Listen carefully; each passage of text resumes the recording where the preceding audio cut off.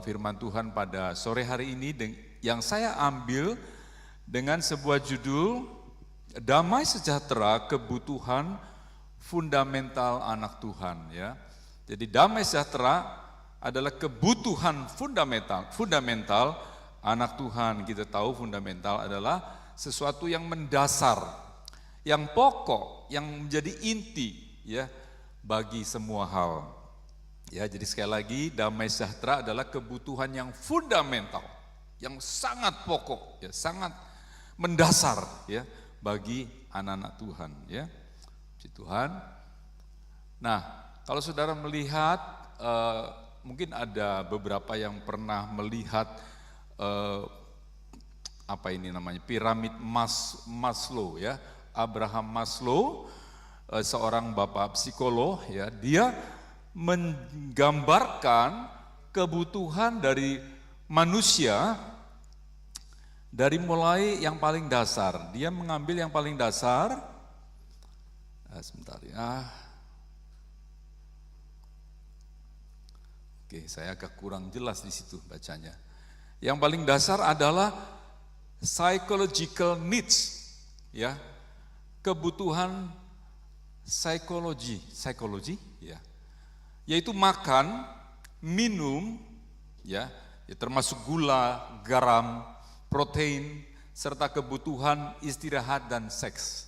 Dan itu kebutuhan yang paling dasar dari setiap manusia, saudara. Sehingga ketika tidak dipenuhi, ya ini yang terjadi di tanah kelahiran kita, ya. Mereka tidak dipenuhi kebutuhan dasarnya, mereka bisa marah, bisa emosi, dan bisa merusak, ya. Sebab itu adalah kebutuhan yang harus dipenuhi oleh setiap manusia. Kemudian setelah kebutuhan itu dipenuhi, ada kebutuhan-kebutuhan selanjutnya, yaitu safety needs, kebutuhan rasa aman, ya, kebutuhan keamanan, stabilitas, proteksi, struktur hukum, keteraturan, dan batas, ya. Dan selanjutnya setelah kebutuhan itu dipenuhi, ada kebutuhan love, ya, ingin dikasihi, ya. Jadi kalau soal perut, orang masih belum butuh kasih, saudara. Butuhnya ini gua lapar gitu loh, gua haus. Tapi kalau sudah meningkat, ya sudah mulai meningkat lagi, ada kebutuhan kasih, ya, ingin dikasihi. Kemudian kebutuhan ingin berkeluarga, ya, setelah semua mapan, biasanya orang mulai berpikir untuk mendapatkan pasangan, ya. Kemudian juga ada anak dan lain sebagainya, sehingga terjadi pemenuhan kebutuhan cinta, saudara, ya.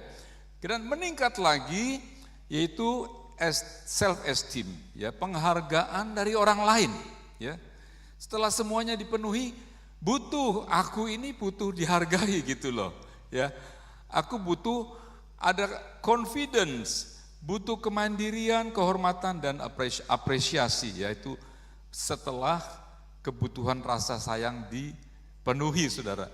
Dan setelah itu puncaknya adalah aktualisasi diri, saudara, ya.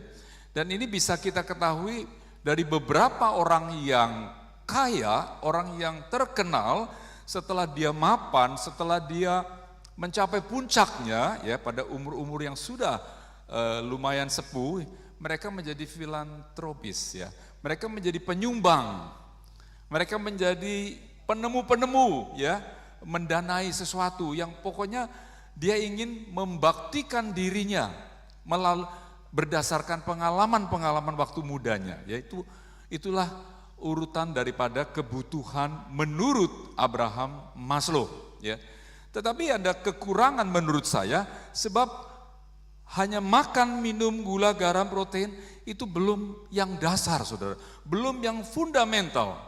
Tadi tema kita hari ini adalah damai sejahtera. Itu adalah kebutuhan fundamental kita, kebutuhan fundamental anak-anak Tuhan. Nah, ini pun yang sering dilupakan oleh anak-anak Tuhan, sehingga anak-anak Tuhan mengikuti teori Maslow ini.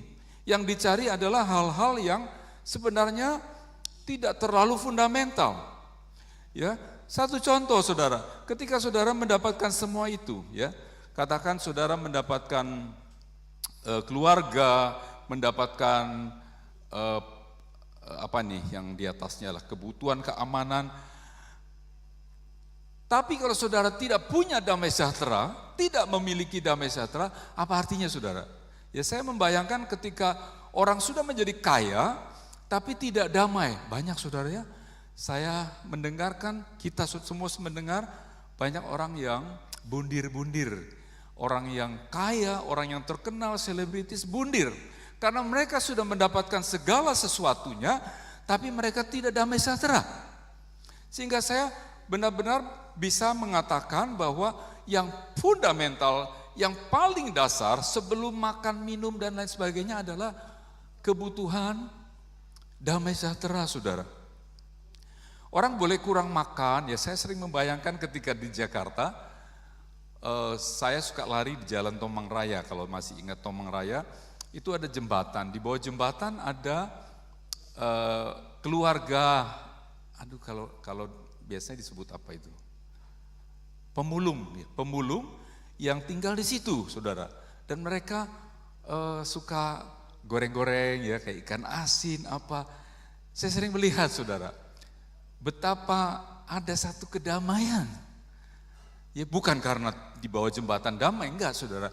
Tapi saya melihat orang itu bisa mengalami damai sejahtera walaupun dalam keadaan yang terbatas. Dibandingkan dengan selebritis yang kemudian bundir dan lain sebagainya. Ya, jadi saya berharap saudara sepaham bahwa damai sejahtera adalah kebutuhan yang paling utama. Seandainya saudara sampai di ujung piramid pun, kalau nggak ada damai, apa yang mau dicari saudara? Saudara kaya raya, saudara milioner, tapi nggak ada damai. Ya, saudara bayangkan kalau saudara punya uang begitu banyak, tapi tidak ada damai, saudara. Masih mending orang yang nggak punya uang, nggak ada damai. Orang pikir mungkin dia karena miskin jadi nggak damai, masih ada harapan. Tetapi kalau semuanya saudara sudah punya, tapi nggak ada damai, kurang apa lagi saudara? Kecuali dia menjadi frustrasi dan ya akhirnya fatal gitu ya. Oke, jadi kita sudah sepakat bahwa damai sejahtera itu sungguh-sungguh kebutuhan yang paling dasar. Oke. Willy Brandt ya mengatakan hal yang sama saudara. Peace is not everything, ya. But without peace, everything is nothing. Ya. Jadi damai sejahtera memang bukan segala-galanya, tetapi tanpa damai segala-galanya nothing, saudara. Segala-galanya tidak berguna, ya. Dia seorang psikolog juga, politician dan psikolog, ya. Oke, sekarang kita kita masuk ke dalam damai sejahtera kita, saudara. Yaitu damai sejahtera Kristus, ya. Setiap anak Tuhan sudah memiliki damai sejahtera Kristus. Amin, saudara. Amin gak, saudara? Amin ya. Amin. Ya, jadi setiap anak Tuhan ya sudah memiliki damai sejahtera, ya. Oh ya, terima kasih. Oh, thank you so much. Jadi tambah damai ini. Oke. Yohanes 14 ayat 27 mengatakan, damai sejahtera ku tinggalkan bagimu, damai sejahtera ku berikan kepadamu, dan apa yang kuberikan tidak seperti yang diberikan oleh dunia kepadamu. Janganlah gelisah dan gentar hatimu. Ya, ketika Yesus akan naik ke sorga, dia mengatakan kepada muridnya, ya, bahwa damai sejahtera ku tinggalkan, yang berarti dia tidak membawa damai sejahtera itu, tetapi damai sejahtera ditinggalkan untuk murid-muridnya, untuk saudara dan saya, ya.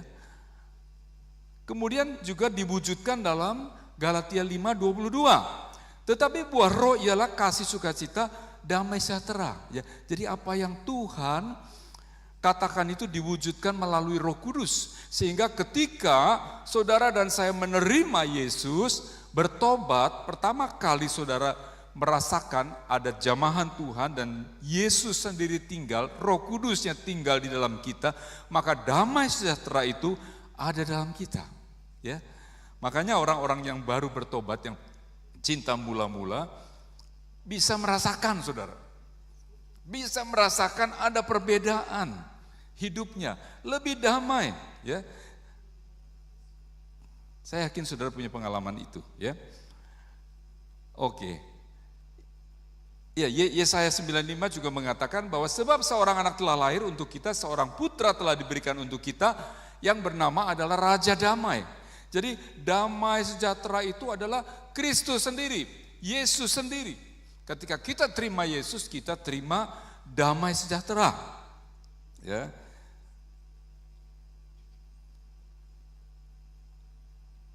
Damai sejahtera, kalau dalam bahasa Greek, bahasa Yunani, itu adalah Irene.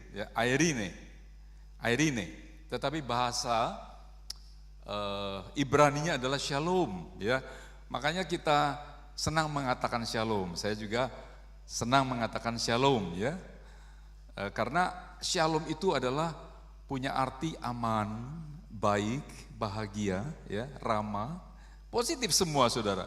Sejahtera, ya, sehat, itu Shalom, saudara, ya. Jadi waktu mobil kami platnya kan Shalom, ya, sempat kepikir, aduh mau give up aja lah, soalnya kan harus bayar lebih, ya, 80 atau $100 per tahun. Ya, kemarin mobilnya Lydia MK ya, Lydia M-nya, katanya bayar berapa lah sama. Waktu saya mau give up, kayaknya aduh sayang juga ya, Shalom gitu ya. Jadi baik, punya arti yang baik gitu ya. Nah,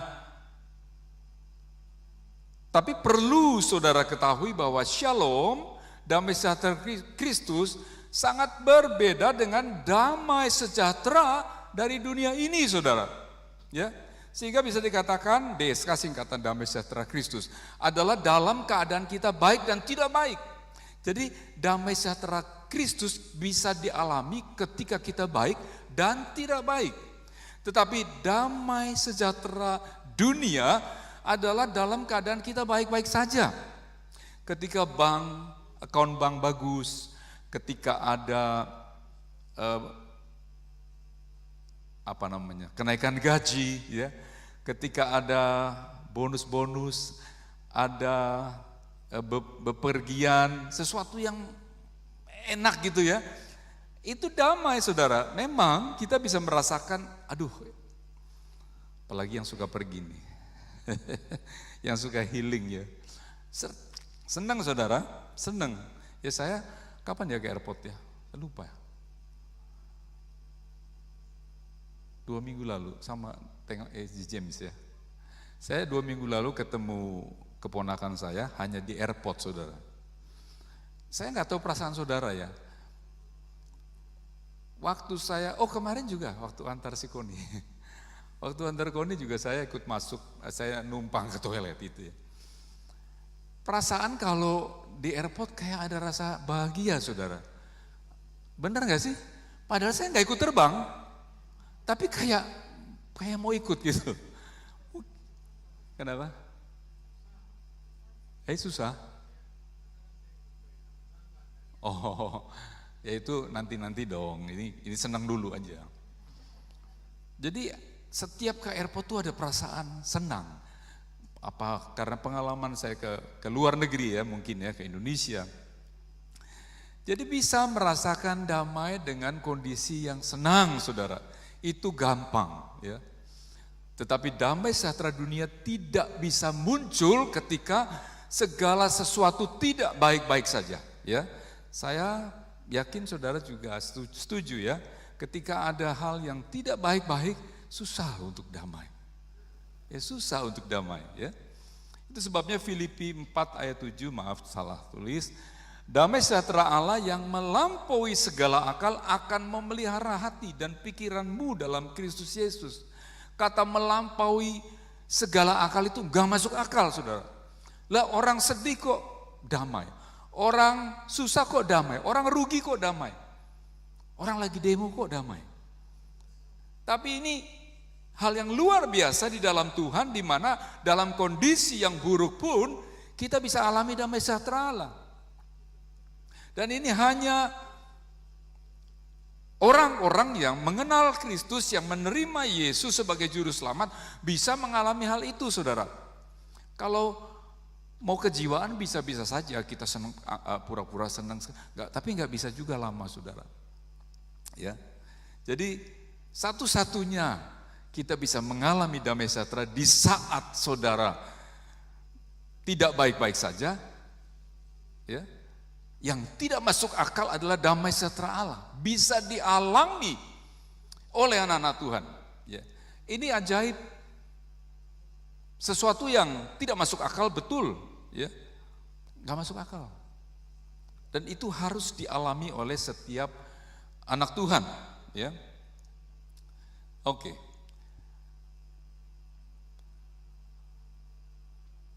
Damai sejahtera adalah kebutuhan utama, kebutuhan fundamental manusia. Dari Yeremia 29 ayat 11 mengatakan, sebab aku ini mengetahui rancangan-rancangan apa yang ada padaku mengenai kamu. Demikianlah firman Tuhan, yaitu rancangan damai sejahtera, shalom, ya, ini bahasa ini shalom, dan bukan rancangan kecelakaan. Untuk apa, saudara? Untuk memberikan kepadamu hari depan yang penuh harapan.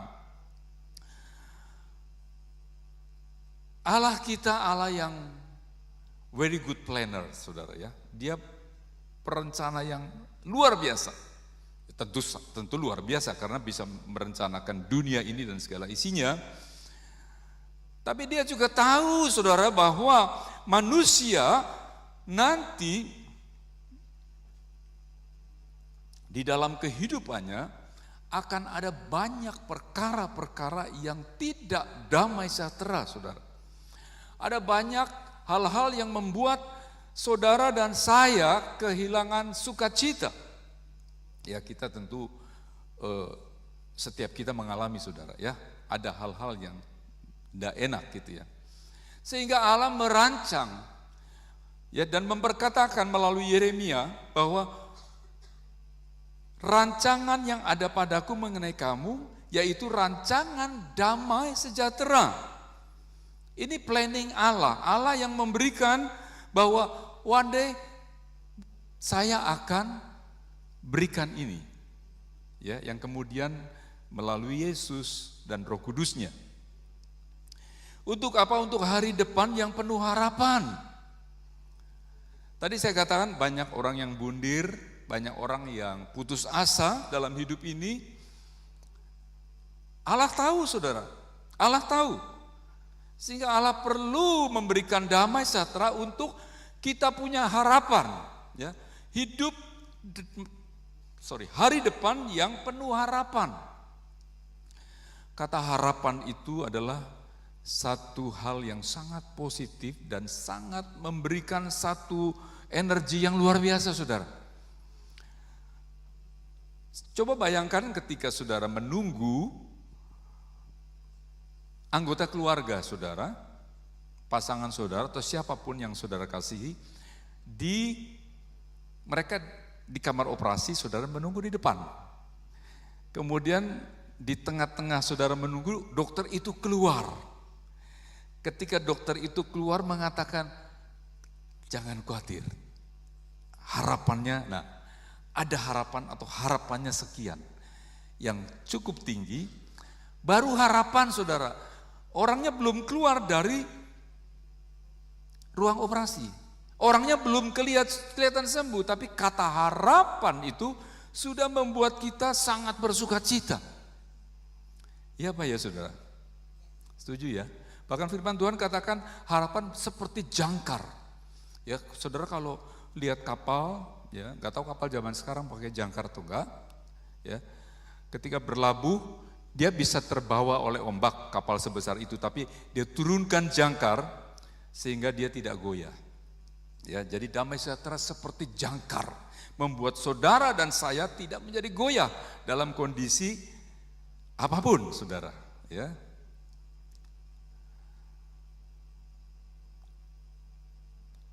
Namun sayangnya, damai sejahtera yang ada dalam saudara dan saya, yang menjadi buah roh itu, seringkali tersumbat, saudara. Saya menggambar ini supaya saudara mengingat Jakarta, karena di Sydney nggak ada.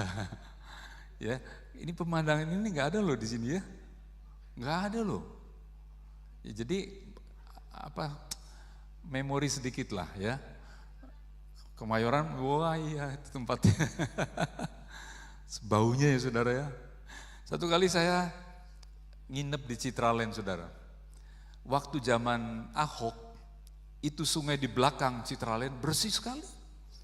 Bersih, sampai saya lihat, wih bersih sekali. Karena ada pasukan kuning ya kalau nggak salah. Oranye. Terus saya ke Jakarta lagi, berikutnya saudara. Gubernur berikutnya, wah ini mulai keluar saudara. Pemandangan yang kurang indah ya, dan akibat kesumbatan itu maka terjadi banjir, saudara. Terjadi hal-hal yang tidak diinginkan. Rumah kami dulu, kami tinggal di Greenfield, pernah kebanjiran, saudara. Dan banjirnya itu nggak tanggung-tanggung, ya, nggak tanggung-tanggung. Zaman sebelum Ahok, saudara. Saat itu saya diberkati mobil baru, ya, dan di dalam interiornya itu dibuatkan lapisan seperti di pesawat, saudara. Jadi tukangnya itu memang tukang biasa bikin kursi pesawat, ya. Jadi ya cukup oke lah ya, karena saya pikir mobilnya juga oke waktu itu. Mobil baru selesai, berapa lama? Pagi-pagi orang teriak-teriak, saudara. Banjir, banjir gitu loh. Ya, namanya banjir, saya pikir banjir biasa aja ya. Saya lihat di garasi saya, memang ada satu ban itu sudah ketutup. Belum satu ban, setengah ban ketutup. Itu pagi banget, pagi-pagi buta. Jadi saya tenang-tenang lah, saudara. Tidur lagi. Karena kepotong tidur jadi bangunnya kesiangan, pas rada siang bangun, itu mobil sudah kelelep, saudara. Itu interior yang begitu ya cukup mahal, semua terendam, elektronik semua ya basah semua. Ya sudah, mau ngomong apa gitu ya. Jadi ya begitu. Akhirnya kami pindah ke sini rumah itu masih ada, betul ya? Oke. Sebelumnya masih ada waktu pindah ke sini. Tapi rumah itu kan rumah yang punya catatan tempat banjir, saudara. Banjirnya nggak kira-kira ya. Wah pasti harganya jatuh lah ya. Kalau rumah daerah banjir mau berapa harganya. Padahal kami pengen cepat-cepat rumah itu dijual. Tapi Tuhan, pertolongan Tuhan luar biasa. Tiba-tiba tetangga depan kami telepon, keponakan saya mau kuliah di Jakarta. Dia dari Lampung, ya, dari kampungnya William. Kampung lagi, Sophie. Ya, mau ambil rumah kamu. Wah, saya pikir saya punya bargaining power, saudara. Kalau saya nawar-nawar ini rumah daerah gini, saya bisa dikencet, saudara. Tapi karena dia yang mau, akhirnya saya punya bargaining power, dia kan butuh. Dan harganya cukup normal lah, market price, saudara. Yaitu pertolongan Tuhan. Kenapa? Mobil? Iya mobil juga, saudara. Mobil bekas, banjir, terus elektronik oke lah. Kemudian diberesin bisa, tapi namanya pernah kerendam banjir, saudara ya. Juga laku, saudara. Ya, mobil laku, ya, puji Tuhan lah. Iya, harganya sama harga yang tidak cacat sama, saudara. Ya, puji Tuhan ya. Ya itulah sekelumit tentang Jakarta, saudara ya. Saudara ya, puji Tuhan nggak ngalamin banjir di sini ya, tapi ya saudara kita yang di sana gitu. Oke. Nah, apa yang menjadi sumbatan seperti tadi, air sungai tadi saudara. Roh Kudus adalah roh yang dinamis. Roh Kudus roh yang mengalirkan buah-buah roh. Ya, diantaranya ada kasih, kebaikan, kemurahan, dan lain sebagainya. Dan yang satu itu adalah damai sejahtera. Tetapi ternyata ada sumbatan damai sejahtera yang tidak bisa mengalir sehingga kita kehilangan damai sejahtera, saudara. Banyak kali anak-anak Tuhan yang sudah punya damai sejahtera pun hilang damai sejahtera, ya. Hilang, marah-marah, menyesal. Apalagi itu, pokoknya marah-marah, saudara. Ya. Karena tidak terhubung dengan sumber damai sejahtera. Ya. No connection, saudara. Waktu saya ke rumah Linda, saya terima telepon penting, saudara. Tapi koneksinya enggak ada. Memang di rumah Linda itu rumah mewah, tapi koneksinya agak terganggu. Sono kok, daerah sini. Oke. Udah. Terus kan dapat koneksi gitu ya. Terus namanya orang telepon kan jalan-jalan, saudara. Hilang. Terus Debbie bilang, jangan jalan kok, situ aja. Kalau connection terputus, maka dari sumber maka tidak ada yang mengalir, saudara. Berita itu juga tidak mengalir. Ibu Flora dulu sering ngomong colok ya Bu. Dulu ngomongnya 2 karena Indonesia kan colokannya 2 kakinya, saudara. Ya, perlu colok sama Tuhan. Jadi terkoneksi ya Bu. Saya ingetin, Bu, di sini 3 Bu.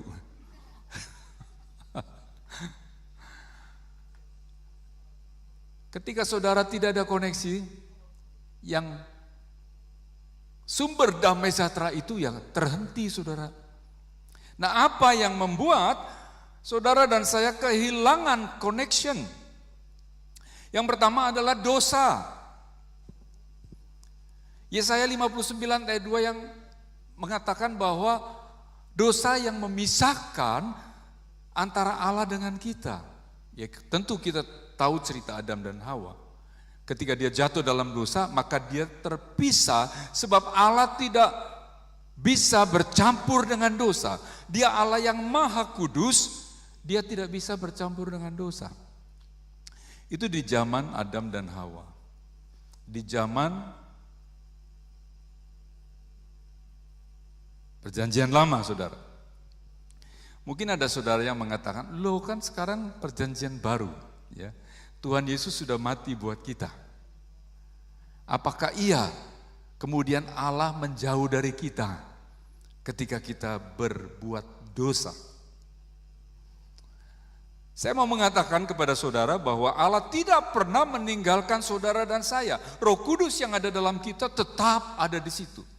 Sehingga apa yang saudara perbuat, Roh Kudus melihat secara jelas, secara detail. Lalu di mana Allah meninggalkan kita? Allah tidak meninggalkan saudara, tetapi terjadi satu gap, terjadi satu pemisahan. Saya percaya ketika saudara berdosa, saudara tidak bisa berdoa. Saya percaya, kecuali berdoa minta ampun, menyesali, itu berdoa. Tetapi kalau tidak, ketika kita berdosa, kita sulit berdoa. Coba saudara, dosa gampang aja deh ngegosipin orang. Habis itu saudara doa. Kalau saudara tetap bisa berarti luar biasa, ya. Artinya saudara, saya nggak tahu deh istilahnya. Tapi saya percaya kalau kita punya Roh Kudus, setiap dosa yang kita lakukan akan sulit kita berdoa. Akan sulit kita punya hubungan dengan Tuhan. Yang kedua adalah terlalu sibuk dengan urusan dunia, saudara. Kita terlalu sibuk, gak ada waktu dengan Tuhan, tidak terkonek dengan Tuhan. Tuhan ingin konek dengan kita, kita habis waktu. Dan ini sindrom orang zaman sekarang, saudara. Zaman dulu, zaman saya kecil, zaman Ibu Flora masih gadis. Waktu lebih panjang, Bu. Lebih panjang. Ya. Karena TV pun, saya ingat TV itu kira-kira SD, saudara. Belum ada TV, gak ada hiburan apa-apa. Sesudahnya ada black and white, Bu. Itu pun sampai jam 8 malam ya. Jam 8 malam udah selesai. Jadi waktu panjang, waktu banyak, saudara. Gak ada WhatsApp, gak ada TikTok, gak ada Instagram, saudara. Saudara kalau buka-buka Instagram itu 2 jam gak berasa loh. Gak berasa, percaya saya. Tahu-tahu udah 2 jam. Ya, zaman dulu gak ada, saudara. Sehingga di zaman dulu banyak waktu untuk bisa bertemu dengan Tuhan, untuk bisa berdoa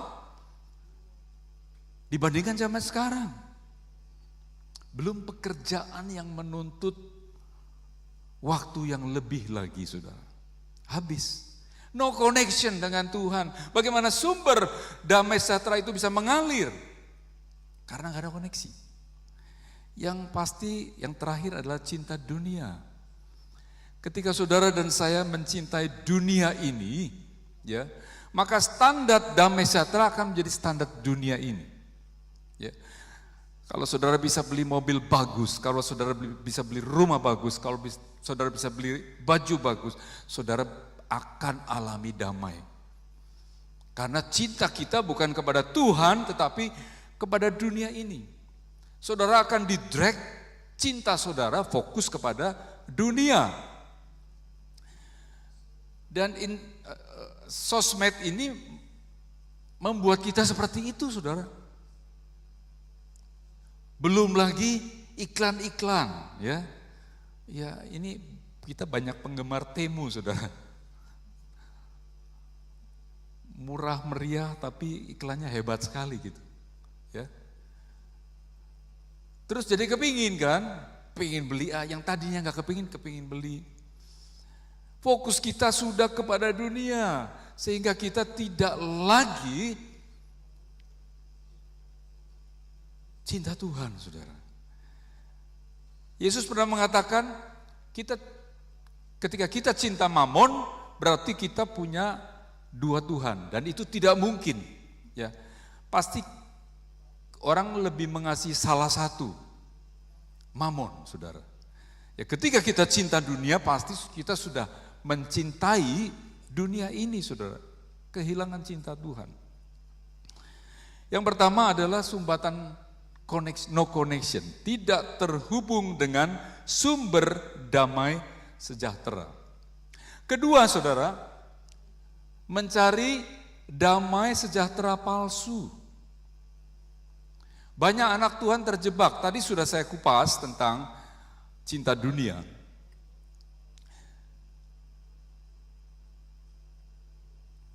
Yohanes 14:27, dan apa yang kuberikan tidak seperti yang diberikan oleh dunia kepadamu. Dunia menawarkan sesuatu yang menyenangkan sekali, saudara, ya, tentu saja, ya. Tapi Tuhan memberikan yang lain. Nah, anehnya saudara dan saya sering kali terkecoh ingin mencari damai yang palsu. Tadi pagi saya katakan, saya ngobrol sama Yoki, saya menggambarkan kalau saudara dan saya punya, katakan berlian, asli berlian nih, berlian berapa karat, bernilai dan mahal sekali. Sudah punya. Tapi lucunya senang mencari imitasi, saudara. Kalau ada imitasi tuh, wah pengennya beli. Padahal mampu beli berlian yang asli. Ini agak lucu kan, lucu. Sudah punya sesuatu yang bernilai, yang luar biasa, asli. Tapi kok suka sekali barang yang imitasi. Bukan saya mengatakan barang imitasi tidak layak untuk dibeli, saudara. Karena Yoki pun banyak pakai imitasi. Ya, yang penting kan matching. mencari damai sejahtera palsu, kekayaan. Anak-anak Tuhan suka lupa seolah-olah damai itu ada di kekayaan. Sehingga mati-matian cari supaya ada damai di situ. Ketika saya punya ini, punya itu, lebih damai. Jadi saya cari itu. Kekuasaan, ya. Ini sekarang di tanah air juga salah satunya itu, haus kekuasaan, ya. Karena merasa kalau punya kekuasaan itu bisa lebih damai. Punya jabatan bisa lebih damai. Kemudian mencari hiburan dan kesenangan duniawi, saudara.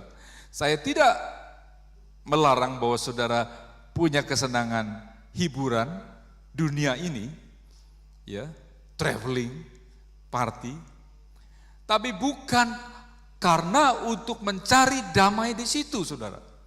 Jadi beda motivasi. Orang yang mencari hiburan itu untuk motivasi damai, dia kegilaan, saudara. Haus. Aduh, apalagi nih? Habisnya apalagi nih? Ya. Pengennya dipuaskan.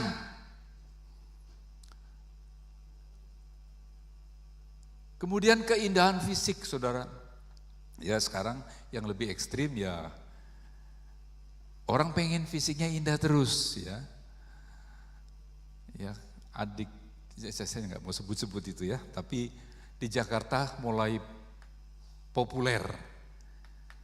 Ada agen-agen yang membawa orang ke Korea, saudara. Pengen fisiknya indah gitu loh. Pengen selalu indah gitu. Jadi agen-agen ini membawa grup ke Korea, ya. Ini sudah pernah dibahas sama Pastor Fajar, yang ditarik-tarik terus sampai akhirnya pusar sampai di muka, saudara. Saking tarik-tarik terus gitu loh. Dan gak pernah puas, gak pernah puas. Setelah hidung diberesin, mata. Setelah mata, bibir, saudara. Ya. Kalau pengen bibirnya bagus gitu, kayak ikan cupang gitu, saudara. Tanya sama Ko Uwat rahasianya. Pak Uwat tahu bagaimana membuat bibir alami. Nggak usah bayar ya, nggak bayar kan Pak Uwat? Nggak bayar. Cuma sayangnya nggak awet loh. Saya pikir masih ada gitu. Waduh, kaget saya waktu dia. Saya bilang, Ton, kamu nggak operasi bibir?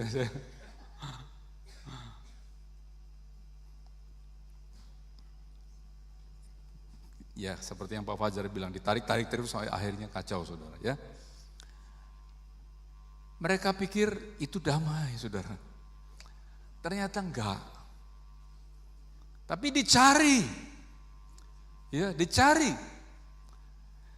Sehingga kita menjadi korban daripada bisnismen, saudara. Iya, karena kita mencari damai secara palsu, bisnismen tahu, ya, bahwa ini bisnis yang bagus.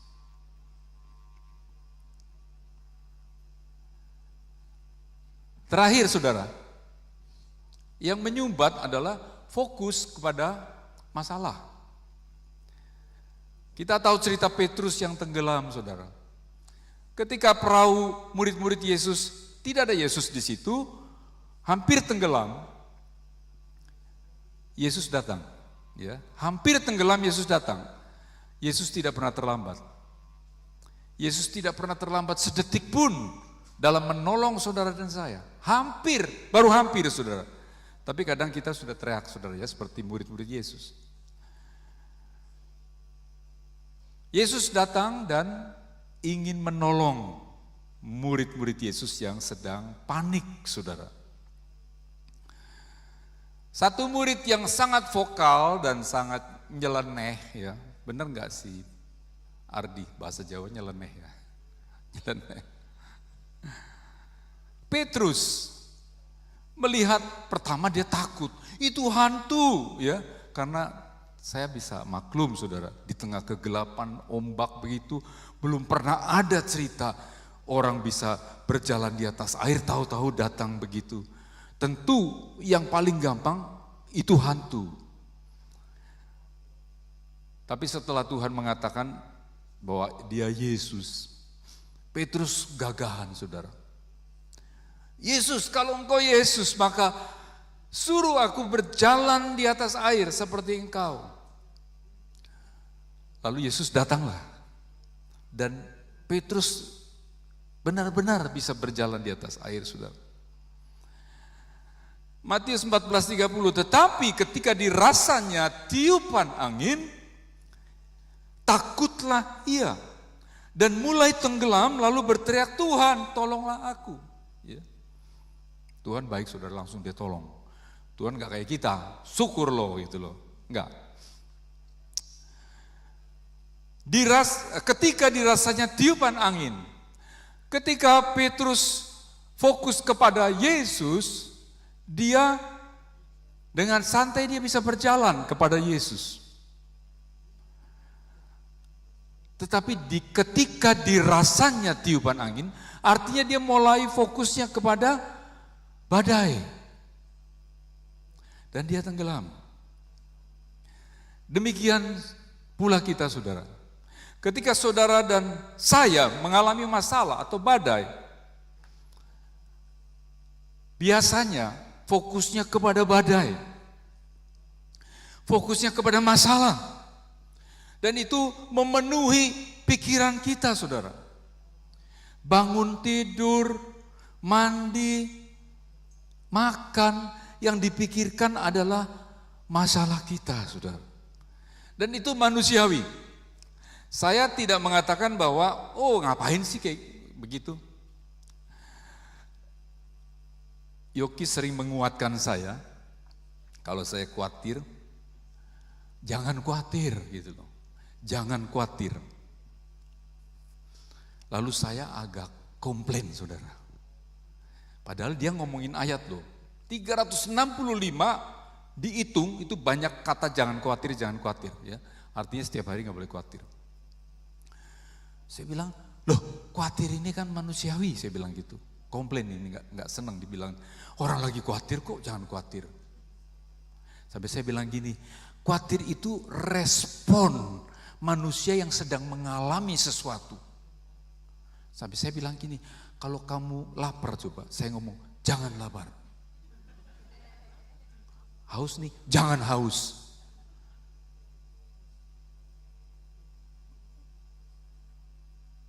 Nggak make sense saudara. Tetapi kenapa firman Tuhan mengatakan jangan khawatir. Yesus sendiri mengatakan jangan khawatir. Semua Rasul Paulus mengatakan jangan khawatir. Kalau saudara periksa kata khawatir itu di situ adalah punya arti cemas saudara. Bukan khawatir biasa saudara. Ya. Apa bedanya sih? Ya tadi pagi baru ngomong, sama aja kayaknya cemas khawatir ya kurang lebih sama, cuman khawatir kan lebih enak, biasa diomongin, cemas kayaknya jarang. Wah langsung ChatGPT, apa beda khawatir dan cemas gitu. Kesimpulannya, cemas adalah khawatir yang berlebihan, khawatir yang terus menerus, khawatir yang tidak make sense.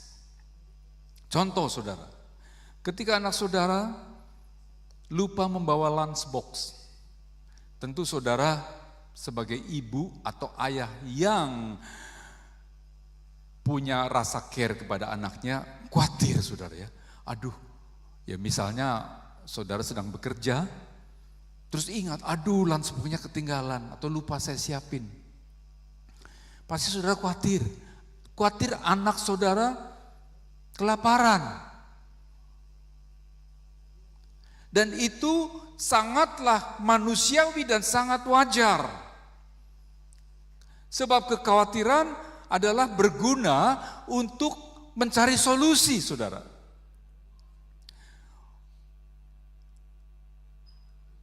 anak saudara nyebrang jalan tanpa tengok sana tengok sini, main selonong saja, memang jalannya sepi, saudara pasti khawatir. Dan itu baik untuk bisa mengingatkan supaya anak kita tidak nyebrang sembarangan. Artinya khawatir itu positif sebetulnya. Tetapi cemas berbeda. Cemas itu kalau tidak ada apa-apa, tetap takut, saudara. Bahasa Inggrisnya anxieties. Kalau khawatir worry, tapi cemas itu sudah anxiety, saudara. Tidak ada alasan yang ditakuti, tapi takut. Anak saudara, waktu saudara sibuk, kunci pintu dah gitu ya. Kunci pintu. Pasti nggak keluar. Tapi masih takut terus, cemas. Lihat lagi, lihat lagi. Itu cemas, saudara. Atau saudara sudah menutup keran ledeng, sudah matikan kompor, sudah nih, tapi di jalan, udah belum ya, udah belum ya. Ya, tanya pasangannya, udah belum tadi matiin kompor, lalu gimana lu? Cemas. Ada satu dulu teman kita, tukang ngingetin, saudara. Kalau kita pergi sama dia, selalu dia yang ngingetin, udah matiin kompor belum lo? Padahal bukan rumah dia, bukan saudara kita. Udah matiin ledeng belum? Membuat kita cemas. Rupanya dia orangnya pencemas, pengen nularin kita jadi cemas, saudara. Jadi khawatir boleh, saudara ya, jangan sampai salah. Kata jangan khawatir harus diterjemahkan yang persisnya, yaitu jangan cemas. Ya. Jadi 365 kata khawatir itu Tuhan lebih mengatakan jangan cemas. Sebab cemas akan punya efek negatif, ya. Kita menjadi penyakit, saudara, kalau cemas. Kalau khawatir, oke. Ya. Nah, fokus kepada masalah, cemas. Bos saudara nggak akan keluarkan saudara, nggak ada salah saudara, saudara cemas. Aduh, jangan-jangan saya dikeluarin ya. Gak ada dasar kecuali saudara sering madol.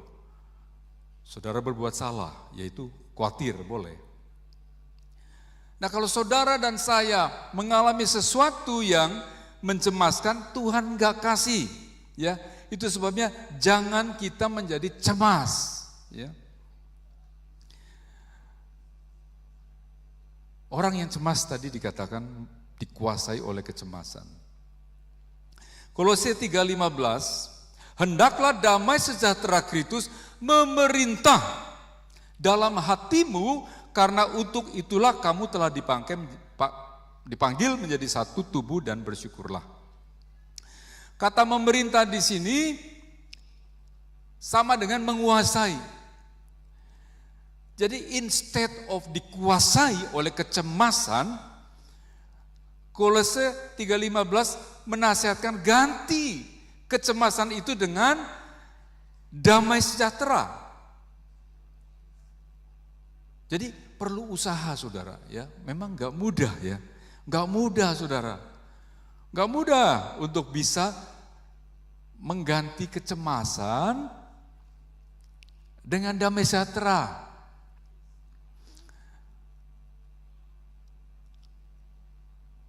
Tapi kalau saudara connect dengan sumbernya, pasti saudara akan dialiri damai sejahtera.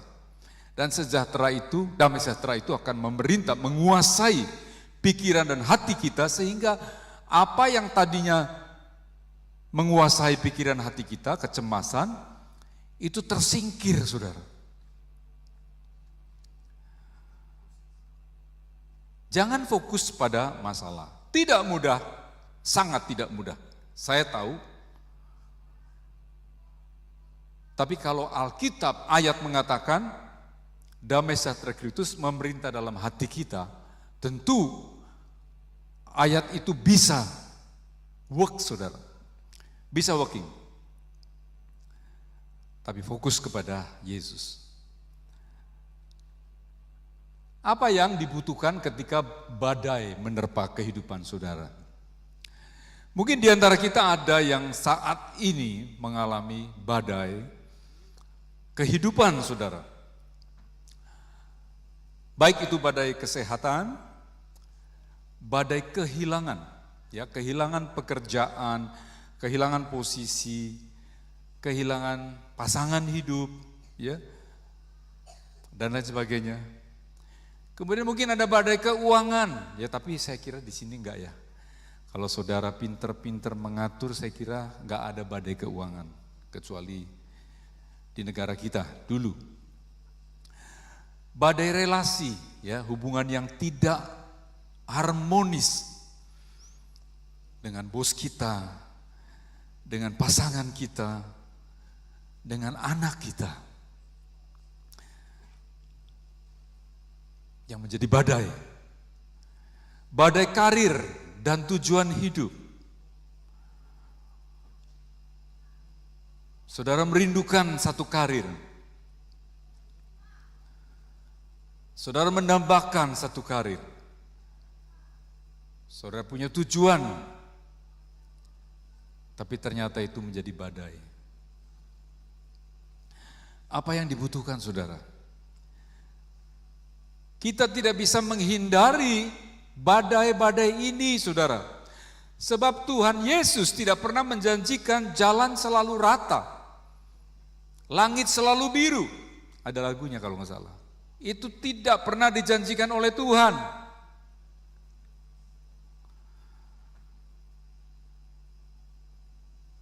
Bahkan seringkali atau kadangkali badai Tuhan izinkan. Sehingga badai yang terjadi bukan dari Tuhan, ya. Jangan salah, saudara. Tuhan tidak merancang kecelakaan. Tadi rancangan Tuhan damai sejahtera. Dosa atau dunia yang korup ini yang membawa kita badai, saudara. Tetapi harus diizinkan oleh Tuhan. Kalau tanpa seizin Tuhan, tidak akan terjadi. Dan kalau Tuhan izinkan terjadi, ada sesuatu yang Tuhan mau buat.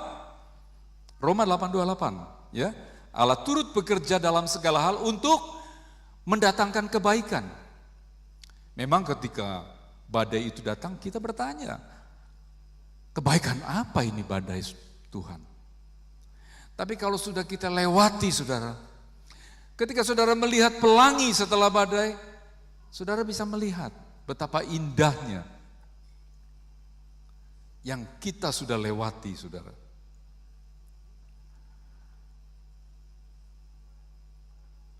Kesimpulan, saudara, sebagai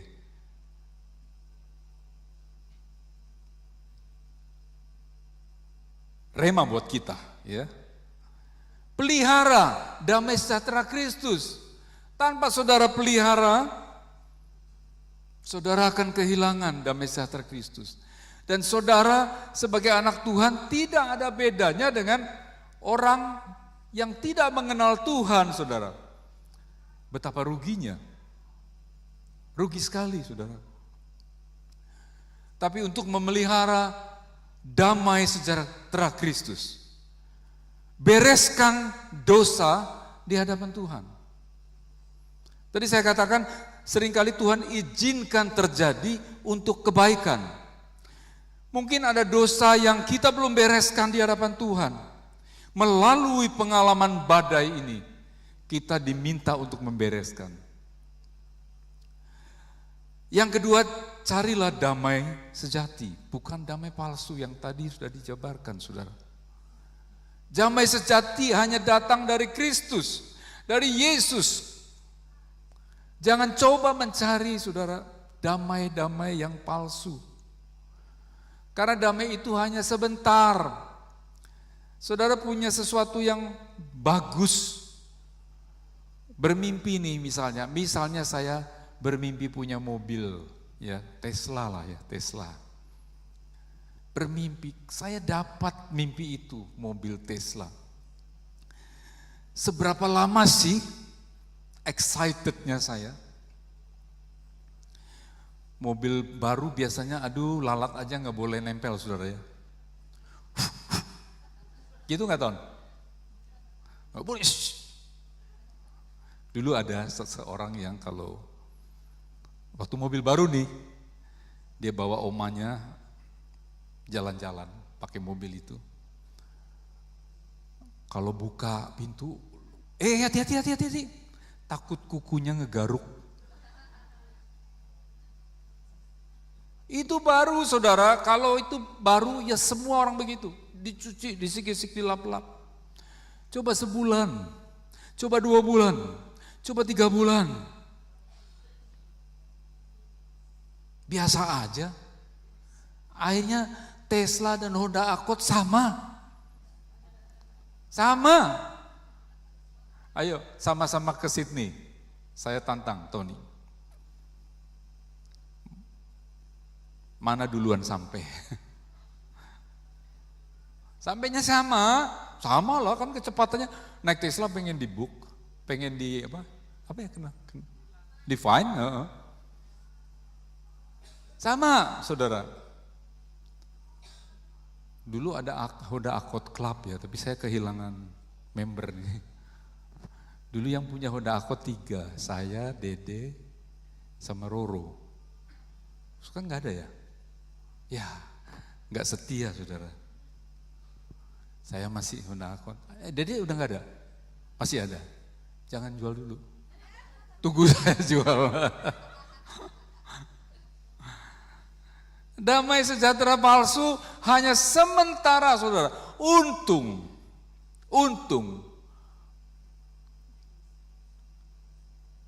Bukan istri atau suami saudara. Kalau saudara memposisikan istri atau suami sebagai mobil Tesla tadi, 2 bulan 3 bulan bosan saudara. Ganti lagi. Untung apa? Untung Tuhan kasih peraturan untuk hal itu saudara.